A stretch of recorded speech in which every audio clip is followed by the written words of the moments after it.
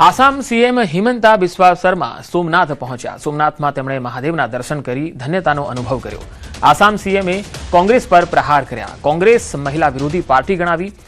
મહિલાઓ કોંગ્રેસનો બહિષ્કાર કરે એવું પણ તેમણે કહ્યું। કોંગ્રેસના કારણે સમાન અધિકાર ન મળ્યો, સમાન કાયદો ન આવવા પાછળ કોંગ્રેસ જવાબદાર ગણાવી હતી। ગીર સોમનાથની મુલાકાતે પહોંચ્યા આસામના સીએમ હિમંતા બિસ્વા શર્મા। તેમણે આ તબક્કે પત્રકારો સાથેની વાતચીતમાં કોંગ્રેસ પર આકરા પ્રહાર કર્યા। દેશમાં સમાન કાયદો ન આવવા પાછળ કોંગ્રેસને જવાબદાર ગણાવી। कांग्रेस एक महिला विरोधी दल है।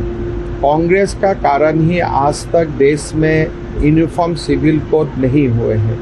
कांग्रेस का कारण ही आज तक देश में महिलाओं को समान अधिकार नहीं मिला है। मेरा तो मानना है कि कांग्रेस को महिला लोग टोटल बॉयकॉट ही कर देना चाहिए। इसलिए आज जो हमारा देश का जितना भी समान कानून नहीं आ पाया है, इसका मूल कारण कांग्रेस ही है। ડાંગના ગિરિમથક સાપુતારામાં હત્યાની ઘટના બની। સાપુતારા બીઓબી એટીએમ નજીક મોડી રાત્રે મિત્રો વચ્ચે થયેલી બોલાચાલી બાદ મિત્ર પર ચપ્પુ વડે હુમલો કરવામાં આવ્યો, જેમાં ગંભીર રીતે ઇજાગ્રસ્ત યુવકનું સારવાર દરમિયાન મોત થયું હોવાનું સામે આવ્યું। મહારાષ્ટ્રના નાસિક જિલ્લાના સુરગાણા તાલુકાથી 6 મિત્રો સાપુતારા ફરવા આવ્યા। મોડી રાત્રે તમામ મિત્રો નાસ્તો કરવા બેઠા હતા। આ દરમિયાન કોઈ અગમ્ય કારણોસર મિત્રો વચ્ચે બોલાચાલી થઈ।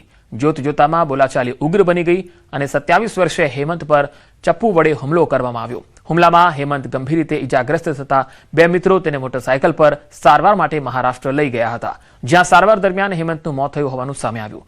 ઘટનાની જાણકારી મળતા સાપુતારા પોલીસે વધુ તપાસ હાથ ધરી।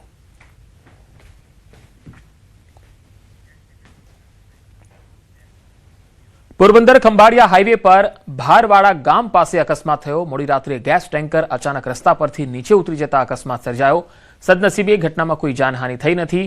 આ ટેન્કર પ્રોપાલિન જેવા અતિ જ્વલનશીલ ગેસના પરિવહન માટે વપરાય છે, પરંતુ અકસ્માત સમયે ટેન્કર ખાલી હોવાથી જાનહાનિ ટળી ગઈ હતી।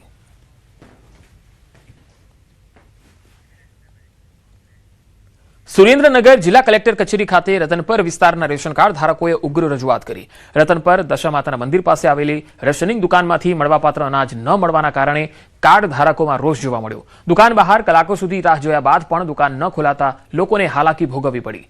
દુકાનમાં અનાજનો પૂરતો સ્ટોક હોવા છતાં ઇરાદાપૂર્વક વિતરણ ન કરાતું હોવાનો કાર્ડ ધારકોએ આક્ષેપ કર્યો। તહેવારના સમયે ગરીબ પરિવારોને રેશનનું અનાજ ન મળતા મુશ્કેલી વધી। રેશનિંગ દુકાનદાર સામે કડક કાર્યવાહી કરી નિયમિત અને પૂરતો અનાજનો જથ્થો ઉપલબ્ધ કરાવવામાં આવે તેવી માંગ સાથે કલેક્ટર કચેરી ખાતે રજૂઆત થઈ।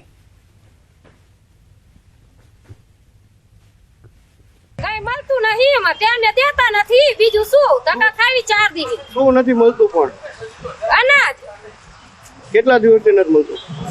મહિનેથી નાની હાટો ખાવી હિમ કાચરના દી થયા, પછી પેલી પૈ દેતા નથી। ના આપ્યું 3 દી એક જ દારી ટકા ખાવું।